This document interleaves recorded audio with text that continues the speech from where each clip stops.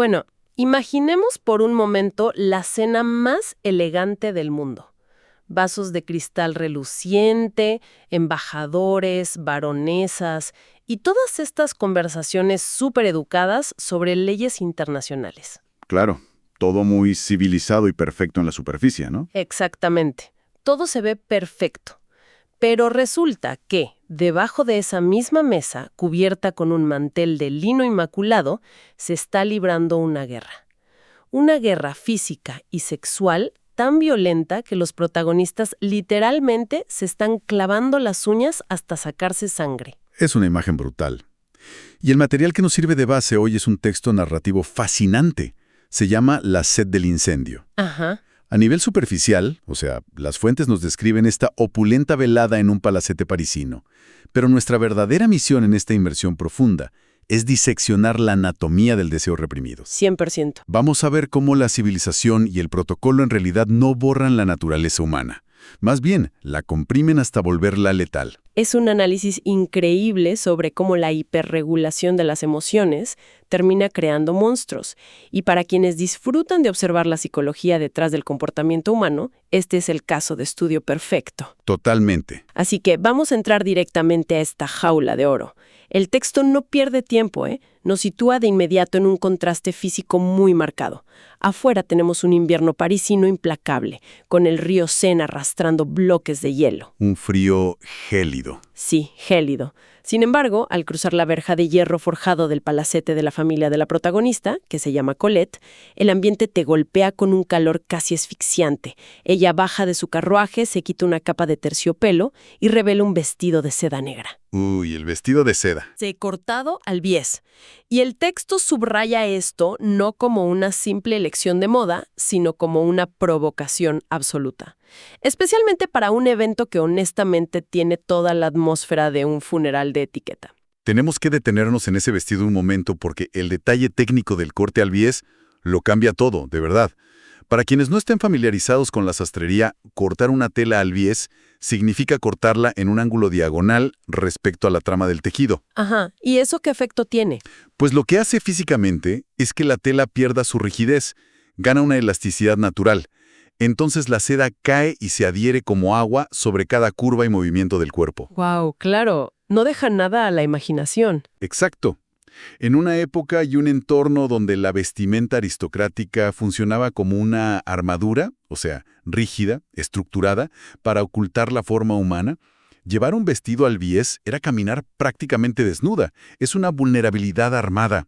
Estoy fascinada con cómo la ropa cuenta la historia antes de que alguien siquiera hable. Y luego está el diseño del campo de batalla en sí, el vestíbulo, que según las fuentes huele a lirios blancos y a cera de abeja. Una combinación muy particular. Muy particular, porque los lirios tienen esta dualidad. Son la flor por excelencia de las bodas, pero también de los funerales. La muerte y la promesa de vida en un solo aroma. Y bueno, Bastian la está esperando ahí, anclado a la escalinata. Y cuando él la observa, no se fija en la alta costura. El texto es muy claro. Él está calculando la temperatura de la sangre que corre bajo esa seda. Me encanta esa frase.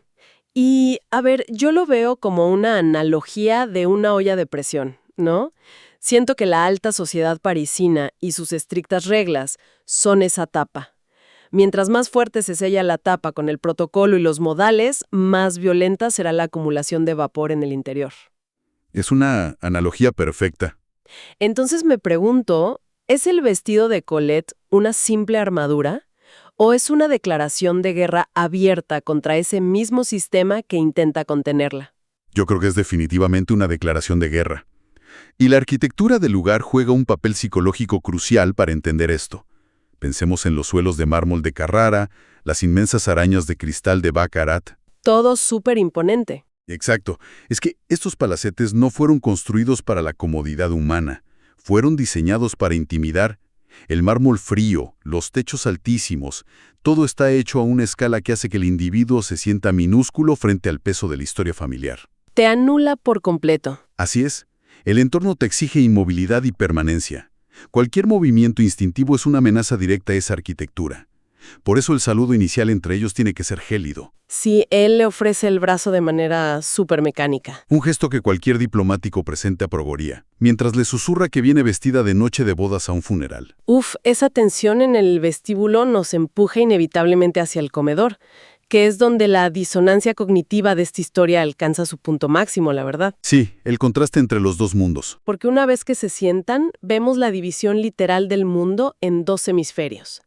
Arriba del mantel de lino tenemos la farsa pública, discursos aburridos sobre filosofía del derecho, la temporada de caza de ciervos.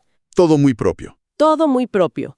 Pero debajo de la mesa, en ese espacio privado y oscuro, comienza una invasión física total que está cronometrada a la perfección con los platillos que van sirviendo. Sí, el menú funciona como un metrónomo para la escalada psicológica.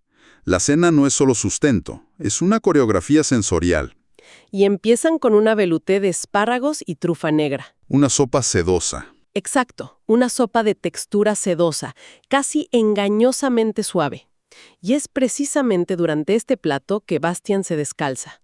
Usa su pie, cubierto apenas por la seda del calcetín, para cruzar esa frontera debajo de la mesa. Invadiendo su espacio. Rozando la pierna de Colette, desafiando la liga de su ropa interior.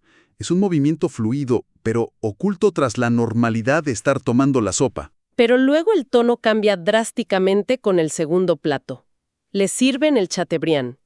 Y de repente tienes el impacto visual de la carne ensangrentada, el esfuerzo físico de la masticación y el sonido metálico de todos los cuchillos cortando la porcelana. Es un ambiente muchísimo más primitivo. 100% primitivo y violento.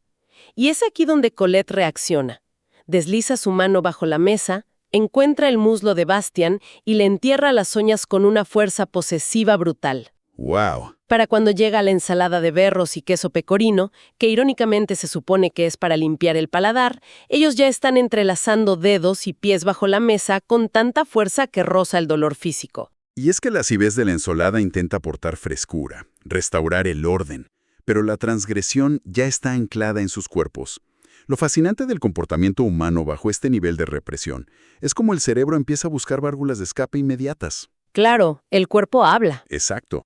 Cuando el entorno te prohíbe expresar una emoción, el cuerpo somatiza esa prohibición. La necesidad de contacto se vuelve tan urgente que la línea entre el placer y el dolor de infligir daño se difumina por completo. Oye, pero espera, quiero intervenir aquí en esta dinámica de quién está controlando qué debajo de esa mesa.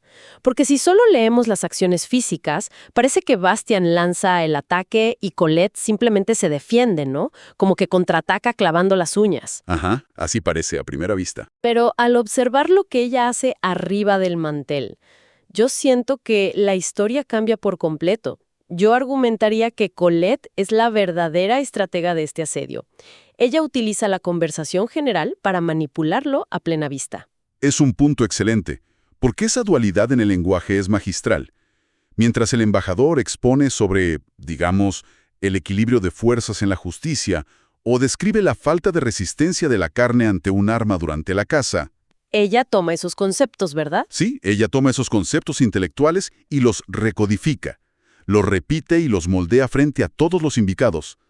Para la baronesa de al lado, Colette está siendo una interlocutora brillante en un debate filosófico. Pero para Bastian es otra cosa. Claro, para Bastian, que está sufriendo la presión de las uñas bajo la mesa, esas mismas palabras son amenazas físicas y promesas de dominio. Es como estar en una habitación donde dos personas hablan en una frecuencia de radio que los demás físicamente no pueden escuchar. Totalmente. Y esto nos hace pensar en por qué existe este nivel de intensidad destructiva entre ellos dos, que, recordemos, pertenecen a la misma familia. Estas cosas no nacen de la nada entre la sopa y el plato principal.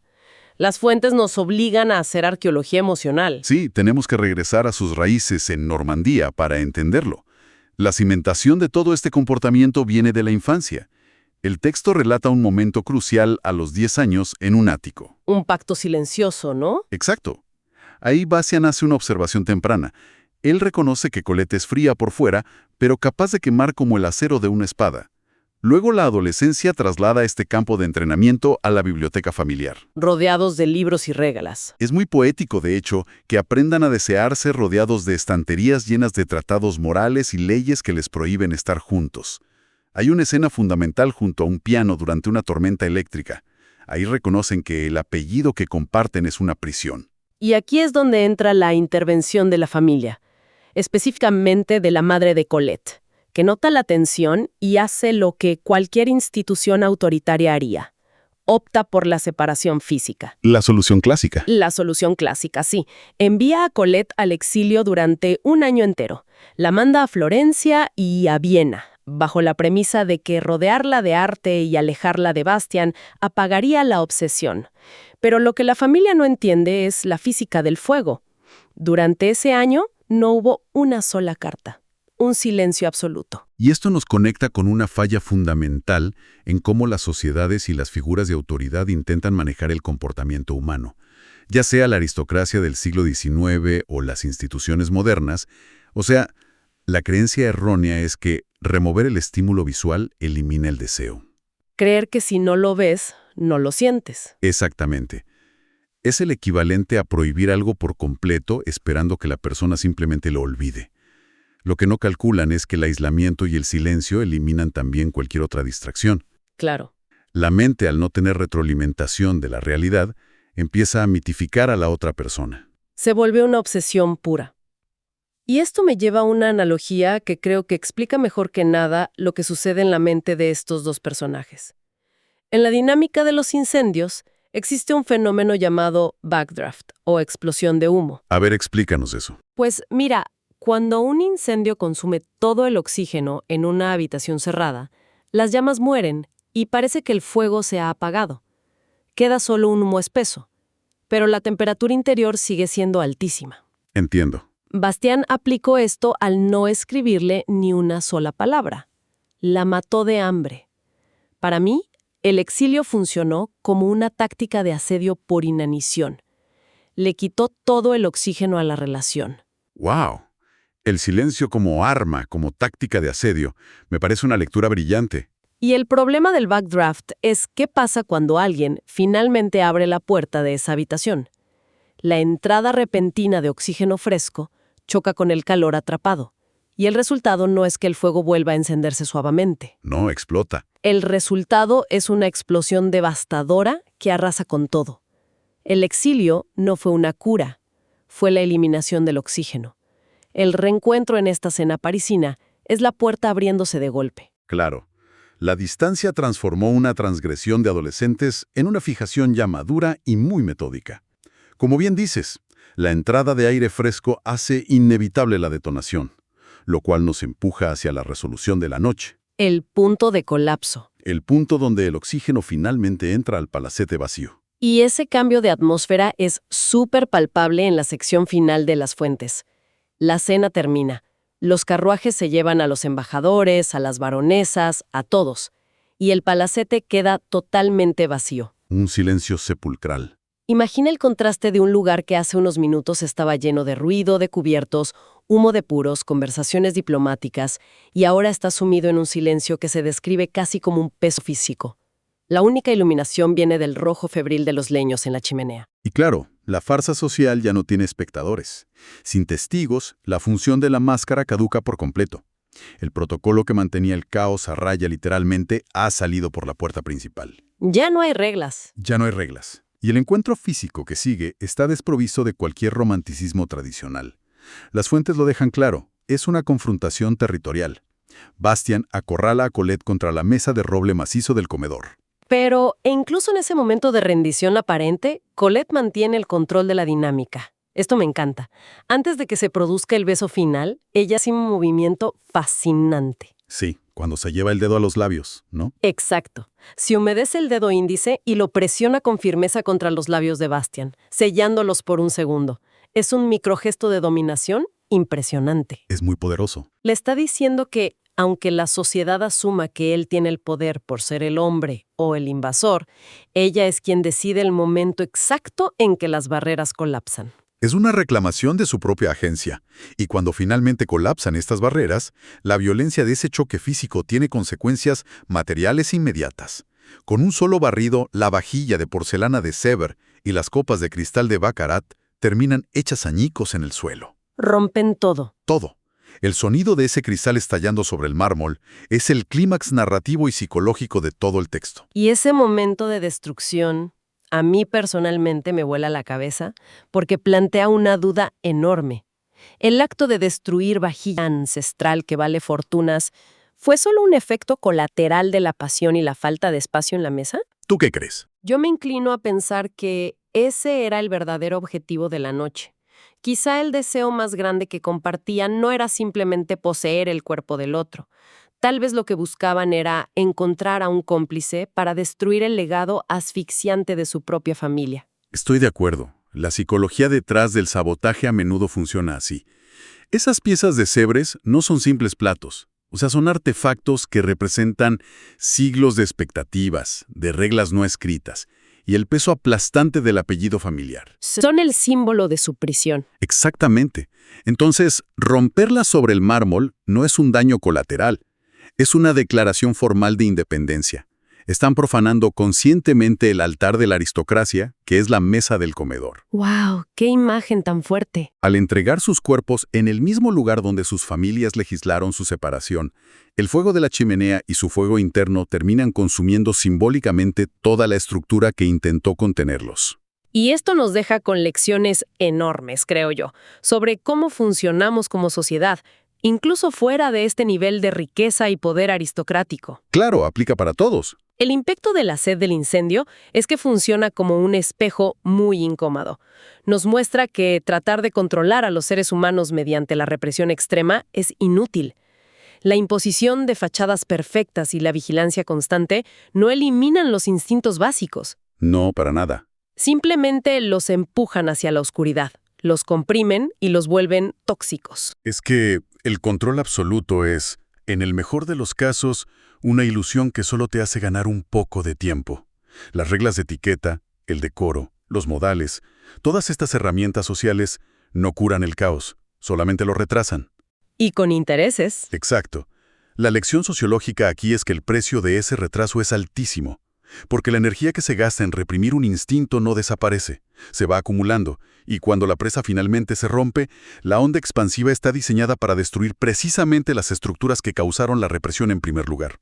Sí, nos obliga a preguntarnos, para quienes nos escuchan, ¿cuánta energía invertimos en nuestras propias vidas tratando de mantener apariencias insostenibles? Muchísima, estoy seguro. ¿Y hasta qué punto esa misma rigidez está fabricando nuestra propia ruina, no? Lo cual nos lleva a un pensamiento final para que nuestra audiencia siga masticando el tema por su cuenta. A ver, cuéntanos. A lo largo de este análisis, ha quedado claro que la fuerza magnética entre Colette y Bastien se alimentó de una fuente muy específica, la transgresión. Sí, la adrenalina pura de lo prohibido. Su dinámica dependía del secreto en la biblioteca, del silencio impuesto por el exilio y de la emoción inmensa de violar las normas frente a todos bajo ese mantel. Pero bueno, la noche termina. El cristal está roto en el suelo. La familia ha sido desafiada y el tabú se ha consumado. ¿Y entonces? Lo que nos deja con la gran pregunta: ¿qué ocurre la mañana siguiente? Si ese incendio voraz se nutría principalmente de la estructura de hierro que intentaba contenerlo, ¿puede esa pasión sobrevivir cuando ya no quedan reglas que romper? Es el gran dilema psicológico del rebelde. Cuando el sistema que te define por oposición desaparece, de repente te quedas sin identidad. Exactamente. ¿Están destinados a extinguirse en sus propias cenizas o queda algo real debajo de todo el humo y la rebeldía? Es una excelente pregunta para reflexionar. Nos invita a cuestionarnos la diferencia entre una pasión nacida de la libertad absoluta y una pasión que nace puramente como un arma para destruir el control. Porque si el único motivo por el que deseas correr es para saltarte el muro de la prisión, es muy probable que, una vez afuera, te des cuenta de que en realidad no tenías a dónde ir. ¡Wow! Y con esa imagen del palacete en ruinas y los cristales rotos, cerramos esta inmersión profunda.